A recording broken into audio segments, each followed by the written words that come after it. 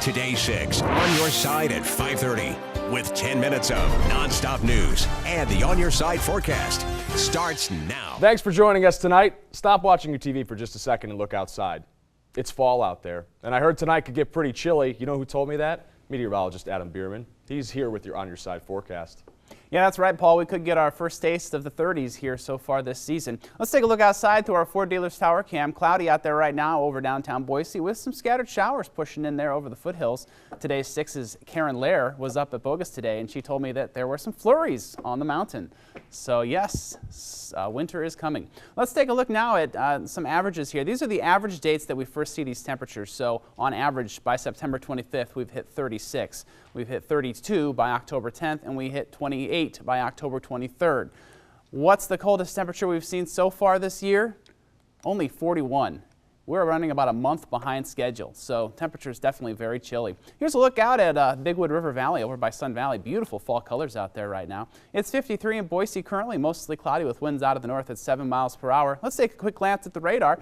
There are some scattered showers. That's what we saw on that Ford Dealers Tower cam. This guy right here pushing in right over across the Meridian-Boise border.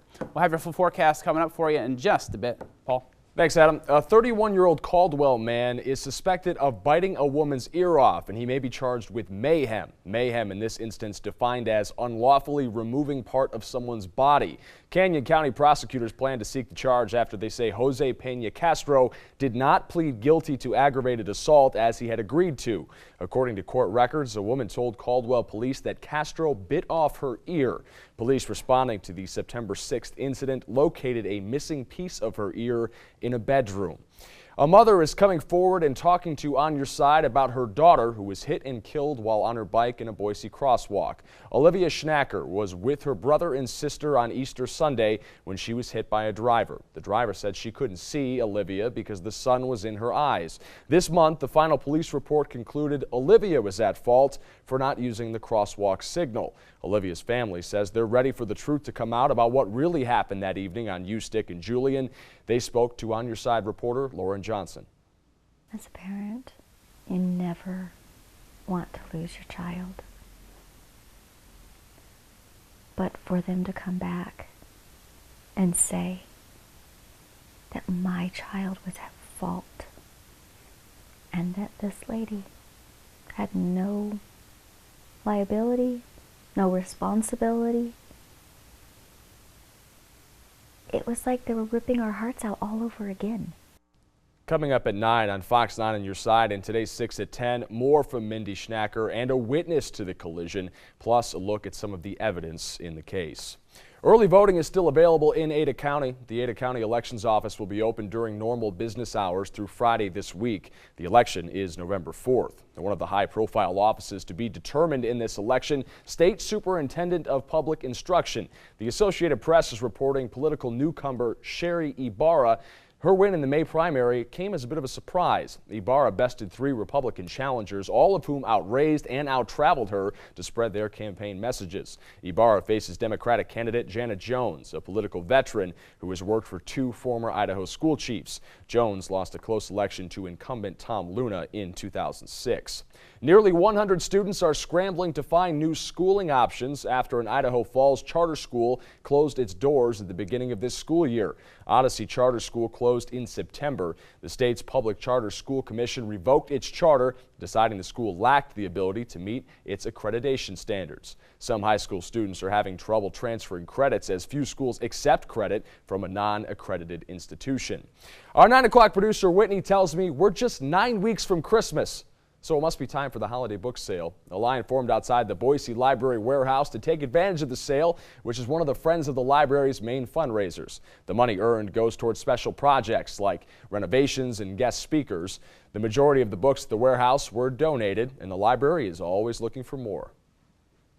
We feel like it's a great community service to have the books back in the hands of people. It's the ultimate in recycling. People donate their books and then they go back out to new happy homes. The group's next fundraising book sale will be held in April. You can buy books year-round at the store inside the main Boise Library. It's been over 7 years since former Boise State running back Ian Johnson scored that iconic Statue of Liberty two-point conversion to upset Oklahoma in the Fiesta Bowl. But number 41 still has plenty of pull here in the Gem State. Johnson signed autographs and posed for pictures this afternoon in Nampa as a part of the grand opening celebration of a new Dick's Sporting Goods at the Treasure Valley Crossing. It was a great honor to have him here, and it's even more of an honor to have all our new customers and guests come in the store for the first time and see a really respected person and a celebrity from the days of Boise State. Another brand new Dick's Sporting Goods will open in spring of next year, that one located near the mall in Boise. A Greenbelt Connection pathway will close tomorrow for about 2 months. Crews will work on lining a portion of the New York Canal that intersects the path. Closure barricades will be in place at both ends of the pathway. There is no viable detour along the Greenbelt itself for this connection. An Eastern Idaho business is creating jobs by creating mermaid tails. Chelsea Brentzel has the story.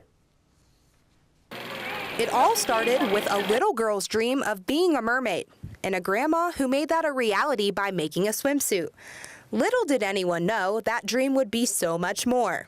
We're one of America's fastest growing companies. FinFun Mermaid started up on eBay in 2010 selling only mermaid swimsuits, but in 2012 it became a full operational business. CEO Eric Browning says just this month they have sold their products to 85 different nations. And I'm just here to say that the American dream is still alive, and it is alive. We are witnesses of it, what's happening, and also there's a way that you can not just use it for yourself, but you benefit the entire economy. A large portion of production takes place at Dawn Enterprises in Blackfoot. Dawn Enterprises offers jobs to people with disabilities that might not otherwise be able to find a job. Over 100 of FinFun Mermaid's employees are part of this program. They do such a good job. They're so committed. I mean, this is easy. I mean, you see all that they're doing and the enthusiasm they feel towards our products. But it's not just mermaid swimsuits that they make. There's also shark swimwear for boys. A new collection called Mermaidens was recently released by the company. The collection features 7 princess characters, and in the next few weeks, a Mermaiden game app will be released. Oh, there's certain toys that you might remember as a kid that you played with and you never forget. And we want that to be the experience for these kids. Browning says his company isn't going to stop creating anytime soon. The hope is to make the stories of the 7 Mermaidens into a cartoon series. If you guys want to come down here, get a tour, kind of check out how they do things around here, you can come down to Dawn's Enterprises in Blackfoot. If you want to check out the line, you can go to finfunmermaid.com. In Blackfoot, I'm Chelsea Brentzel. Hey Adam, new Halloween costume idea, huh? I get to be Ariel though. Coming up after the break, we'll head over to the Weather Center and check in with meteorologist Adam Bierman to talk about weather and not mermaid tails. And later, Boise State playing its best football of the season, and the national pundits are starting to pay attention. Find out how many votes the Broncos received in the latest coaches poll, coming up in sports.